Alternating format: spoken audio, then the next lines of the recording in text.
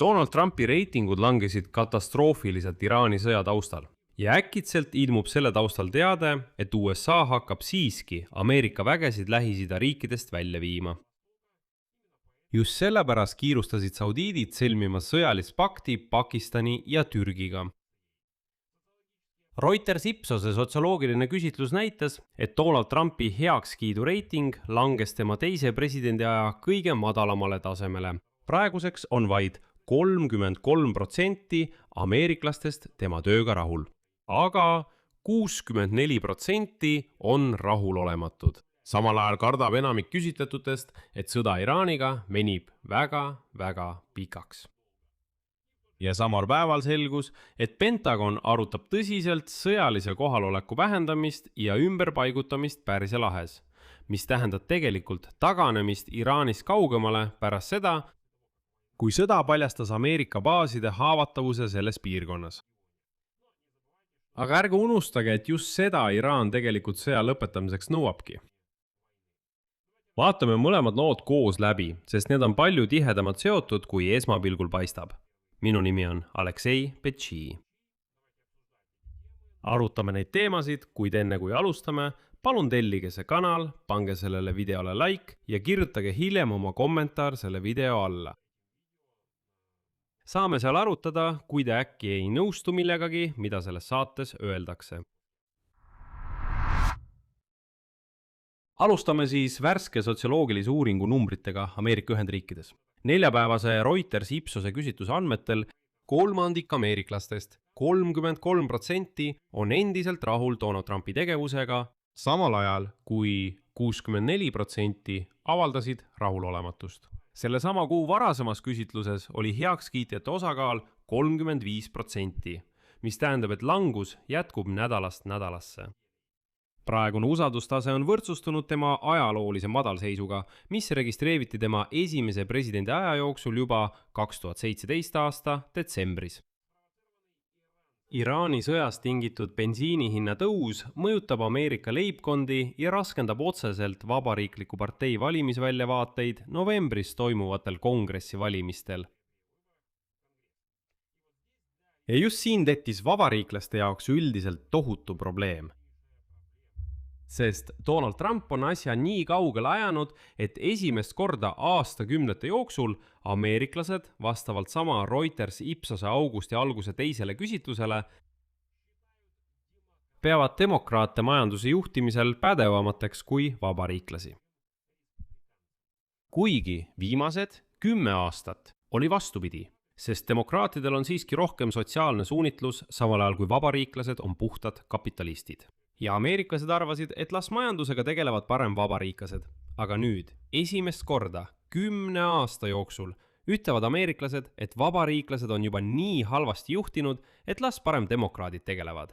Aga asja tuum on selles, et Trumpi reitingud langevad järjekindlalt. Ja nüüd jälgime seda dünaamikat. 17. juulil andis CNBC küsitlus Trumpile 40% heakskiitu ja 59% mitte heakskiitu. Ja need olid tema halvimad tulemused majanduse osas kogu tema poliitilise karjääri jooksul. See tähendab, et just majanduse osas kiitis 40% heaks ja 59% ei kiitnud heaks.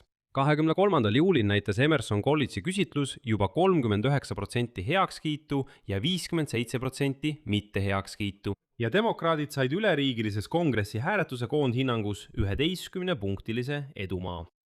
Juba 35. juulil fikseerisid 2 küsitlust korraga rekordiliselt madalad näitajad.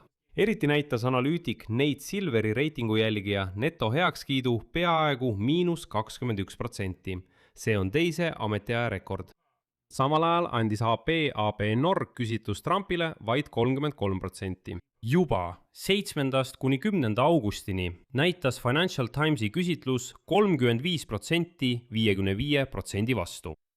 Ja demokraadid juhtisid 6-punktilise eduga, kui 20 olid veel otsustamata. Sealhulgas 42 valijat. Demokraadid teatasid, et hääletavad Trumpi vastu ja ainult 22 tema poolt. 13. augustiks näitas eraldi küsitlus juba demokraatide 8-punktilist edukoondhinnangus, samal ajal kui Trumpi töö heakskiit oli endiselt 33%. Ja nüüd, tänaseks, juba 19. augustiks on need 33% Trumpi heakskiitu kinnistunud kui uus konstant. Näitajad. Muide, ka Donald Trumpi enda reaktsioon kogu sellele statistikale. Juunis kirjutas ta oma sotsiaalvõrgustikus True Social suurte trükitähtedega, et tema tegelik avalik toetus on tegelikult jõudnud ajaloolise maksimumini, mitte miinimumini. Ja augusti alguses kordas ta tsitaati. Minu tegelikud reitingud, mitte need, mille on välja mõelnud valelikud meediaväljaanded, on parimad läbi aegade. Ehk siis avalikult ta eitab seda suundumust, mida kinnitavad sõltumatult mitu erinevat sotsioloogia teenistust. Ja nüüd selle teema teine osa, mis sisuliselt võib Trumpi reitingud veelgi rohkem langetada. Washington Posti andmetel kaaluvad USA'd võimalust oma sõjalist kohalolekut Pärsia lahes oluliselt muuta pärast seda, kui mitmed objektid said kannatada sõjas Iraaniga. Pentagonis ja USA armee keskväe juhatuses uuritakse mitmeid võimalusi sõjaliste jõudude edasiseks paigutamiseks piirkonnas. Eelkõige arutatakse võimalust mitte taastada mõningaid kahjustatud baase sellisel kujul, nagu need eksisteerisid enne lahingute algust veebruari lõpus. See ei ole veel saanud ametlikuks kaitseministri Pete Hegseti korralduseks, kuid Pentagoni ametnikud tunnistavad, et jah. Mõned neist küsimustest tuleb siiski lahendada. Ja kusagil tuleb sõjaväebaase sulgeda, mõnda ümber kujundada ning osa vägesid piirkonnast üldse välja viia. Ja siin on üks arutlusel olevatest stsenaariumitest. Osa Ameerika vägesid ja baase ümber paigutada, lääne poole Iraanist, piirkonda, mis hõlmab Jordaaniat ja Iisraeli. Loogika on järgmine. Sõda näitas Ameerika vägede haavatavust piirkonnas ja ümberpaigutamine eemale suuremast osast Iraani raketipolügoonist võiks riske vähendada. Kuigi, nagu te mõistate, sellele probleemile ideaalset lahendust ei ole, sest ka Jordaania ja Iisraeli on Iraani ballistilised raketid tabanud. Ja siin ma toon välja selle, kui palju on üldse kaalul. Tavaliselt on umbes 40 000 Ameerika sõjaväelast, paigutatud ligikaudu 20 sõjaväebaasi üle kogu Lähis-Ida. Ja suurimad objektid Pärsia lahe riikides asuvad sealhulgas USA mereväe 5 laevastiku peakorter Bahreinis. Ja sõja ajal suurendas Washington järsult oma kohalolekut, paigutades piirkonda 10 sõjalaevu ja lennukikandjaid koos tuhandete meremeestega. Osa sõjaväelastest on seal juba 100 päevi kauem, kui algselt plaaniti. Ja lõpuks enamik neist vägedest justkui on seal juba piisavalt kaua, kuid nüüd võivad kõik nad sealt Pärsia lahe piirkonnast ära viia, sest Donald Trump lihtsalt ei suutnud sõda välja vedada. Selleks peab vist juba olema Donald Trump, et öelda, et kõik on hoopis teisiti. Donald Trumpi võimaliku taganemise tagajärjed. Need ei ole kogu piirkonna jaoks üheselt mõistetavad. Sest ühelt poolt saab Washington võimaluse ümber korraldada jõudude paigutust, võttes arvesse tegelikke riske, mida see sõda on näidanud. Tähendab, baasid paigutati ammu ja võib-olla olid riskid siis teistsugused.